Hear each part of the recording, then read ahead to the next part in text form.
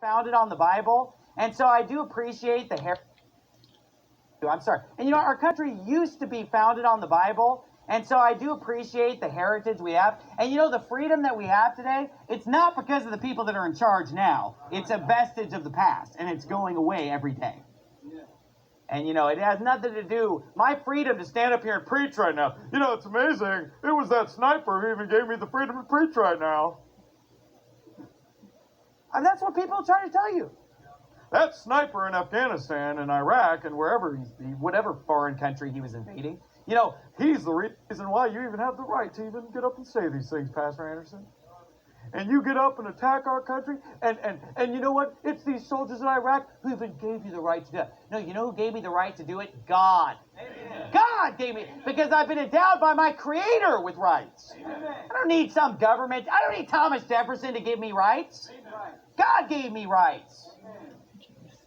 And you know, some guy fighting in a foreign country, and you know what? Okay, 3,000 people died in 9/11. That's how many people we killed yesterday in an abortion clinic. Right. Oh, wow. Why are we still talking about 9/11? How many years? How long? Oh, remember 9/11. No, remember yesterday in the abortion clinic. Remember the day before. Remember the day before that. I don't remember 9/11 anymore because I'm so busy thinking about all the people that have been slaughtered between now and 9/11. 1,000 times as many people have died. Oh, remember the 3,000 that died in 9/11? How about the million dead Iraqis? And what about, okay, and here's the thing, even if somebody only cares about our people, what about the 5,000 troops that died in Iraq? So let's go slaughter 5,000 of our troops and 1 million of them just because we don't want 3,000 to ever die again. And by the way, Iraq didn't attack the Trade Center according to anybody's theory. I mean, you can sit there and say, like, oh, I believe the official version of 9/11. If you believe that, it still had nothing to do with Iraq. The Saudi Arabian terrorists were not from Afghanistan nor Iraq. Okay? And by the way, that's not even who did it anyway. So, you know, see me after the service for some 9/11 truth films. Let's bow our heads and have a word of prayer. Father, we thank you so much for your... And now I'm going to probably give you what my thoughts on what he had said. And I played that first 2-3 minutes, the last 3 minutes of the video, because that will give you kind of a summary of what he was saying. But if you really want to know what he said, I'll put the link to the video in the description. But I wanted to remark on some of the things that he said because I found it interesting. You know, a little bit of criticism needs to be thrown in there too. You know, I personally think that endless and mindless consumerism does more to promote and glorify violence than the entertainment industry. If you think about it, it's been that which has been one of the major, if not the major reasons why we've been engaging in wars. Is this devotion to materialist pursuits. And then that I probably would agree with him on that. You know, there isn't a lot that I disagree with Christians on, other than maybe defending the lives of homosexuals, because, you know, who am I to say who should die and who am I to say who should live? It is the will of God that decides such. And maybe I should be fighting for them so that way God... Actually, I said that wrong. You know, I should be defending the life... I don't know if I'm making sense. I don't know if... Actually, I know it should be done. You know, it is the will of man that decides who should live and who should die. And that is what those Islamic extremists are doing, is the will of man, not the will of God. You know, no. In fact, religion has done more, far more, to promote and glorify violence than any other kind of movement, all in the name of ignorance. Because the propagation of ignorance, it's a common thing in religion, especially the Abrahamic religions, and it varies depending upon the religion. I'd say Buddhism, what we call Buddhism, or what really is materialist reductionism, because it's what it is. It's not what the Buddha taught. It's done far more than Christianity or Islam, from what I've been told. You know, Yahweh seems to like smiting people and ordering his people to murder people in his name. We who have studied the Bible know that it is more than a book of lies, and in fact say that it is not one, but rather say that it is a book of deception.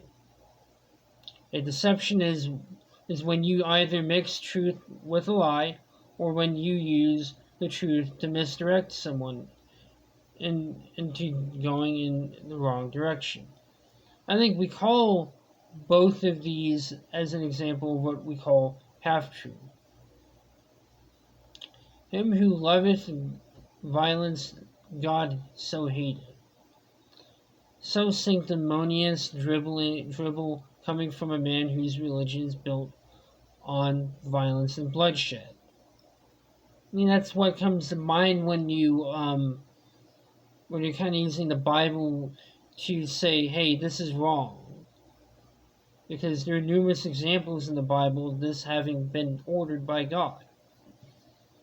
I do agree with Pastor Steven Anderson, though, to some degree. I don't care if he's using the Bible to justify how wrong this is. He's right. It is wrong. It is wrong that we sent people over there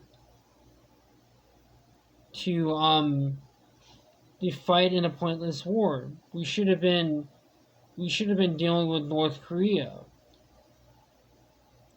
With the North Korea issue. I think that was much more important. I mean, the threat of nuclear war is actually one of the biggest threats. We should have been working on peace. On basically just finally ending that war. By the way, the Korean War has been going on all this time. This has been a ceasefire, not a peace. Not a peace. You see, if you want to watch a movie, here's a movie to watch. You're better off watching a movie like Enemy at Gates with Jude frickin' Law rather than American Sniper. Because Enemy at the Gates is about the Soviet Union, more specifically citizens of the Soviet Union, defending their homes. That's actually far more noble against the German army at the Battle of Stalingrad. American Sniper glorifies neoconservatism and neoliberalism. You know, George W. Bush and Hillary Clinton. Oh, I've said plenty on Hillary Clinton. What a fucking whore she is. What a piece of work she is. You know, me personally, Dave Defeat, Battlefield 1942, Call of Duty 2, Red Orchestra 2, and Rising Storm are my jam. Because I play with toy soldiers does not mean that I glorify war. I like Saving Private Ryan because it, rather than glorifies war, it shows war for what it really is. War is hell. And that movie is a graphic movie. That movie is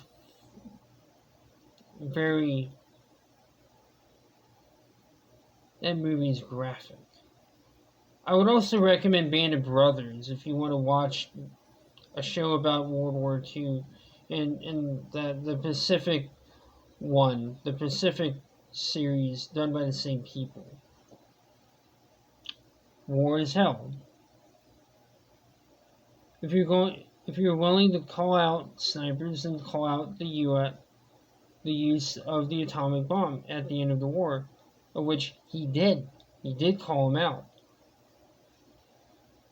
The Hiroshima and Nagasaki bombs are, as unfortunate as they are, did save lives on both sides. I'm not justifying it, I am just stating a fact.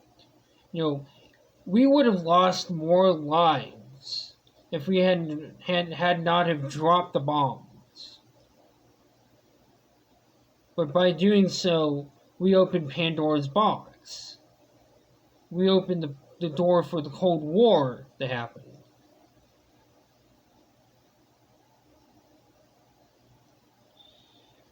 There are some negatives to the development of the atomic bomb, as I said.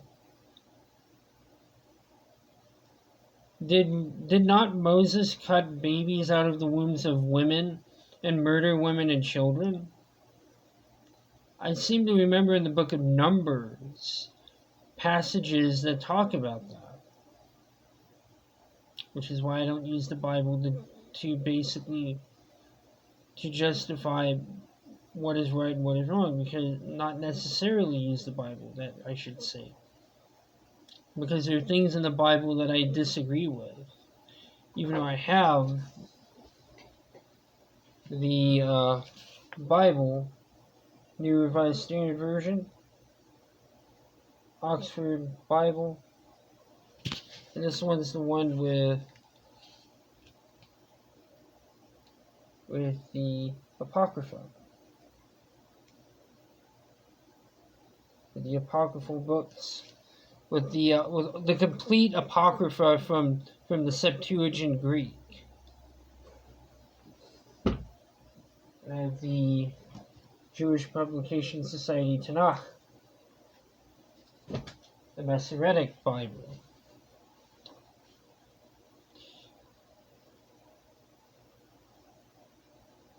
I have those because I bought those when I was a Christian, and I kept them because they're useful to keep around.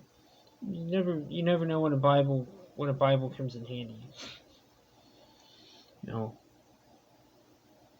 No, the truth is that there is no such thing as such thing as modesty during war. See, war is a dirty business. Regardless, we would have not have won the Revolutionary War if we hadn't have had spies. That's pretty underhanded. Talk about snipers, talk spies. Spying on your enemy. Well, in the Bible there was spying too. Remember, there are passages about that too.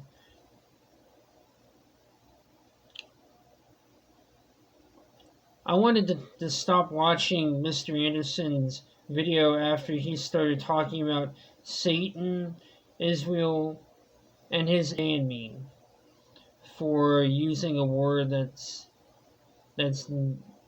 politically incorrect. I'm not using it to promote anti-homosexual sentiment. I'm just quoting him word for word. It is amazing to hear a person say that it is right for people to kill homosexuals, or at the very least not care that they are murdered, or rather being murdered. I guess that Pastor Steven Anderson is expressing the love of Christ or something. Bye.